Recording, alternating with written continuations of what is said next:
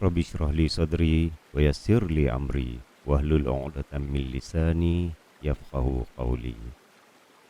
Minda Presiden PAS Tuan Guru Haji Abdul Hadi Awang bertajuk Sekularisme itu ajaran sesat. Sekularisme ialah konsep yang menyatakan bahawa kerajaan atau entiti lain harus wujud secara terasing daripada agama atau memisahkan urusan dunia daripada kepercayaan agama. Ia merupakan suatu konsep yang bukan daripada ajaran Islam, malah sekaligus bercanggah dengannya.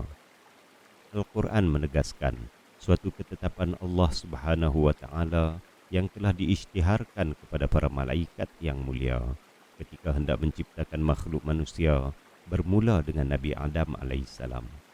Perkara tersebut dijelaskan oleh firman Allah Subhanahu wa Ta'ala yang bermaksud, dan ingatlah ketika Tuhanmu berfirman kepada para malaikat, sesungguhnya aku hendak menjadikan seorang khalifah di muka bumi.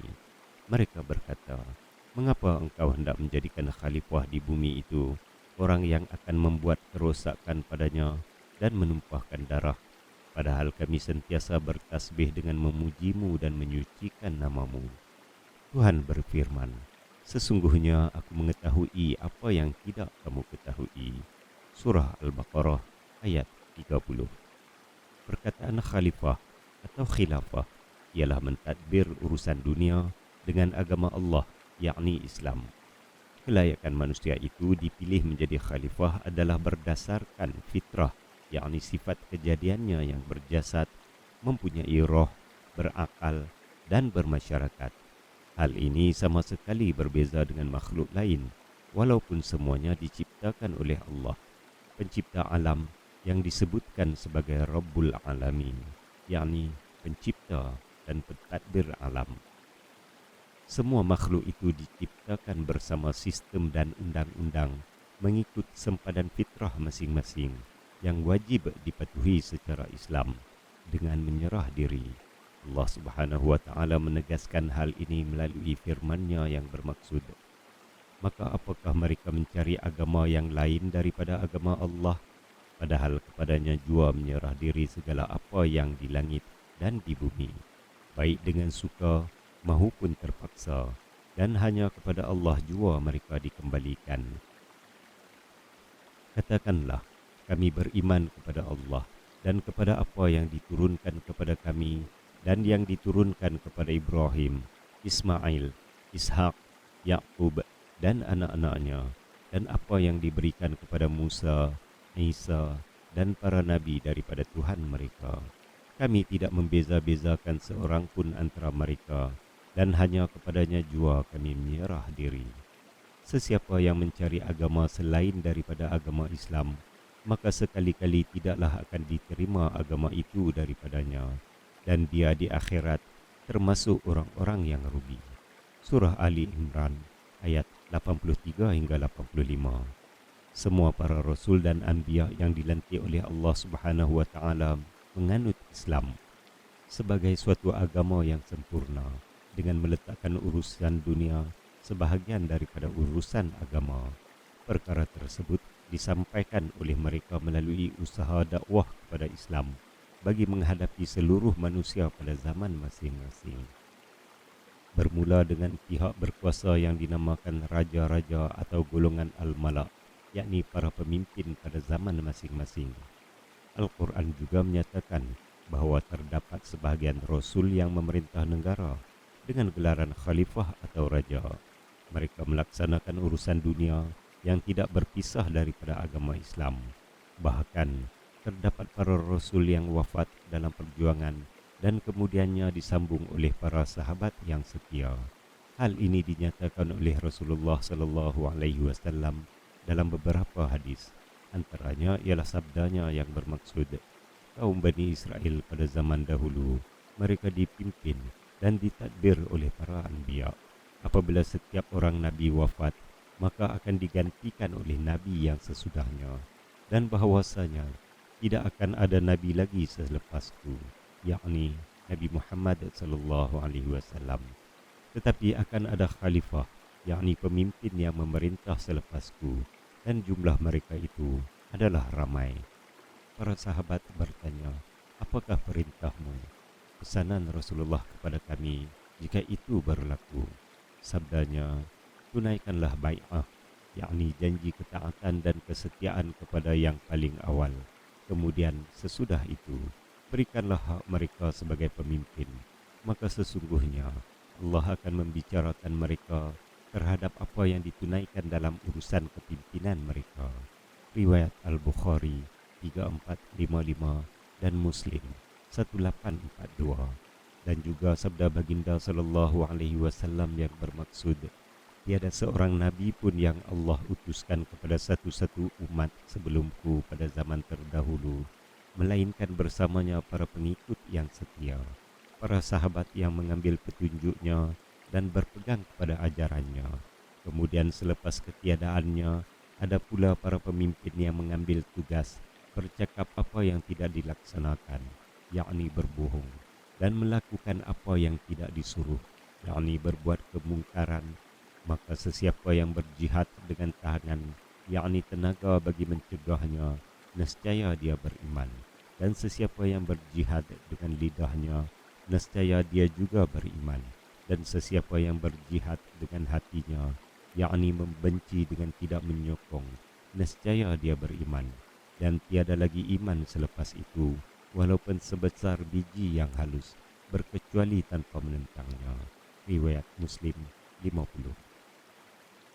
Ajaran Islam yang sempurna menekankan peranan manusia untuk memakmurkan bumi dengan membina tamadun yang berkonsepkan adil, mengikut sempadan Allah Subhanahu wa taala dengan keseimbangan dan keperluan terhadap aspek kebendaan serta aspek rohani yang berakhlak dan adil, termasuk juga berwawasan akhirat apabila percaya akan adanya hisab dan hari pembalasan terhadap semua amalan dunia. Adapun ketamadunan tanpa Islam hanyalah menegakkan tamadun dari aspek kebendaan semata-mata, tanpa suatu sempadan serta tertegak atas kezaliman dan keruntuhan akhlak. Keadaan ini telah dilambangkan daripada peninggalan sejarah yang dapat disaksikan bahawa pembangunannya hanyalah dengan memperhamba rakyat dan mereka dijadikan mangsa korban oleh pemerintah yang zalim. Rasul akhir zaman Nabi Muhammad sallallahu alaihi wasallam membawa Al-Quran sebagai mukjizat ilmu yang terkandung di dalamnya petunjuk dalam semua urusan agama dan dunia. Baginda sallallahu alaihi wasallam meneruskan perjuangan para rasul yang disempurnakan pada akhir zaman kepada seluruh manusia sehingga ke akhir ajalnya. Dalam keadaan petunjuk Islam berada di kemuncaknya apabila mencapai kurniaan Allah Subhanahu wa taala dari sudut kemudahan perhubungan dalam semua urusan yang lain. Hal ini menunjukkan betapa wajibnya Islam menjadi petunjuk, sehingga Rasulullah sallallahu alaihi wasallam menolak tawaran untuk diberikan kuasa menjadi raja tanpa menerima ajaran agama yang disampaikannya. Perjuangan Rasulullah sallallahu alaihi wasallam telah berjaya membentuk sebuah masyarakat dan negara di Madinah dalam keadaan masyarakatnya yang majmuk. Lantas, ia diuruskan dengan petunjuk Islam, berkonsepkan kemanusiaan sejagat dan adil kepada semua. Seterusnya mencipta sebuah tamadun baharu dengan petunjuk Al-Quran itu, disertakan ilmu akal serta pengalaman yang bermanfaat dan menolak semua bentuk kemudaratan berkonsepkan maqasid asy-syariah, tujuan dan hikmah syariat Allah Subhanahu wa taala. Pelaksanaan Islam yang sempurna itu menjadi ijma', yakni sepakat ulama, para sahabat dan juga generasi berikutnya setelah mereka berusaha memelihara ajaran Islam secara ilmu dan melalui pelaksanaannya. Pemisahan urusan dunia daripada petunjuk agama berlaku dalam kalangan penganut Yahudi yang jauh terseleweng daripada agama, dan perbuatan mereka itu dimurkai oleh Allah Subhanahu wa taala. Perkara ini disebutkan oleh firman-Nya yang bermaksud, apakah kalian hanya beriman kepada sebahagian daripada isi kitab Taurat dan mengingkari akan sebahagian yang lain? Maka tiadalah balasan bagi orang yang berbuat demikian itu antara kalian, melainkan mendapat kehinaan dalam kehidupan dunia, dan pada hari kiamat mereka dijatuhkan dengan azab siksa yang berat. Dan ingatlah, Allah tidak sekali-kali lalai akan apa yang kalian lakukan. Mereka itulah orang-orang yang membeli, yakni mengutamakan kehidupan dunia dan kesenangannya dengan meninggalkan perintah-perintah Allah yang membawa kebahagiaan dalam kehidupan akhirat. Maka tidak akan diringankan azab siksa mereka pada hari kiamat, dan mereka pula tidak akan diberikan pertolongan. Surah Al-Baqarah ayat 85 hingga 86. Adapun agama Kristian pula berpegang kepada kitab Injil yang tidak sempurna dan telah diubah daripada teks asalnya. Allah Subhanahu wa taala melantik seorang rasul, Nabi Isa alaihi salam, khusus kepada Bani Israel yang telah mempunyai kitab Taurat yang disempurnakan dengan kitab Injil. Lalu mereka diperintah untuk beramal dengan kedua-dua kitab tersebut sebagaimana firman Allah Subhanahu wa taala yang bermaksud, dan Allah akan mengajarkan ilmu menulis dan hukum-hukum aturan agama dan juga kandungan kitab-kitab Taurat dan Injil, dan akan melantiknya menjadi seorang rasul kepada Bani Israel dengan menegaskan kepada mereka, sesungguhnya aku telah datang kepada kalian dengan membawa suatu tanda, yakni mukjizat daripada Tuhan kalian, yaitu aku boleh membuat untuk kalian dari tanah liat seperti bentuk burung. Kemudian aku tiup padanya, lalu menjadilah ia seekor burung yang hidup dengan izin Allah.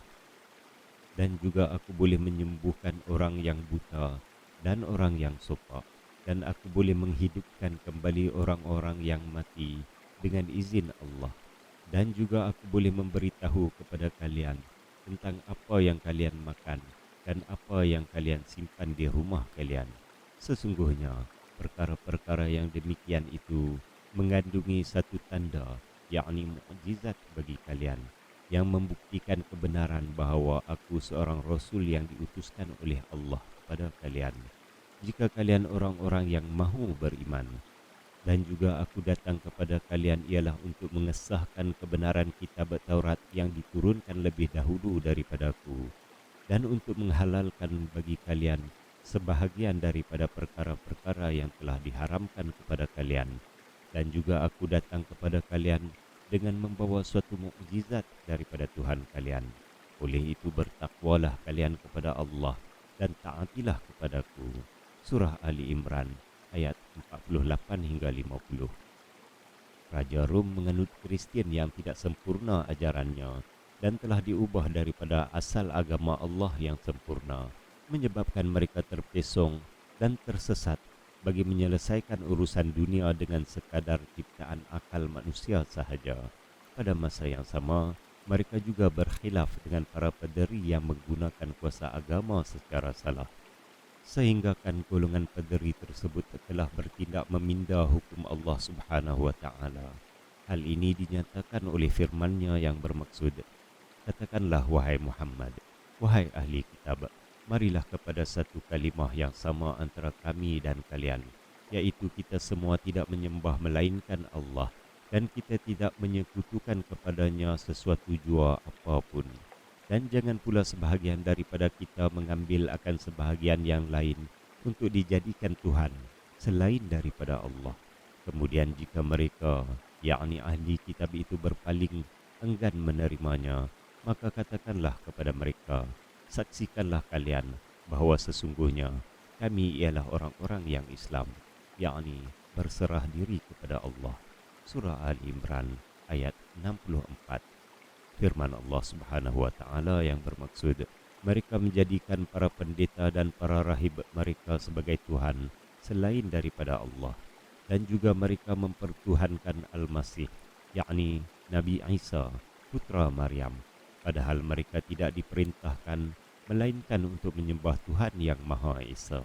Tiada Tuhan yang berhak disembah melainkannya. Maha suci Allah daripada apa yang mereka persekutukan. Surah At-Taubah ayat 31. Seterusnya berlaku revolusi industri dalam kemajuan sains dan teknologi hasil ciptaan tamadun Islam yang dibawa masuk ke dunia barat tanpa dianuti ajaran Islam dan dipisahkan daripada agama Kristian yang tidak mempunyai aspek duniawi dalam ajarannya. Keadaan ini menambahkan lagi kekhususan fahaman yang memisahkan urusan dunia daripada agama. Sekularisme pula mendapatkan akar ciptaan manusia daripada para intelektualnya yang terdiri daripada kalangan ahli falsafah Yunani dan Rom, seperti Marcus Aurelius dan Epicurus. Seterusnya dalam kalangan tokoh pemikir zaman pencerahan seperti Baron de Holbach, Denis Diderot, Voltaire, John Locke, James Madison, Thomas Jefferson, dan Thomas Paine. Manakala dalam kalangan tokoh pemikir bebas, agnostik dan etis seperti Bertrand Russell dan Robert Ingersoll.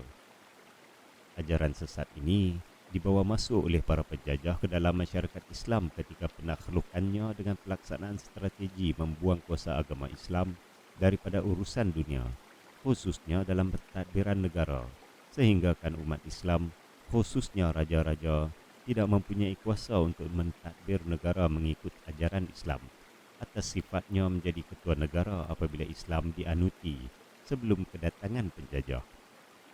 Walaupun penjajah asing itu telah keluar daripada tanah air umat Islam selepas diberikan kemerdekaan, namun mereka meninggalkan suatu bentuk ajaran sesat di bekas tanah jajahannya. Sekularisme terus berkuasa sehingga mempengaruhi sistem pelajaran, pendidikan dan media yang menyesatkan. Kita sedang menyaksikan kegagalan ideologi ciptaan sekularisme di negara-negara yang menganutinya, sehinggakan ia merosakkan diri manusia dan institusi kekeluargaan, termasuklah politik, ekonomi, sosial dan alam sekitar.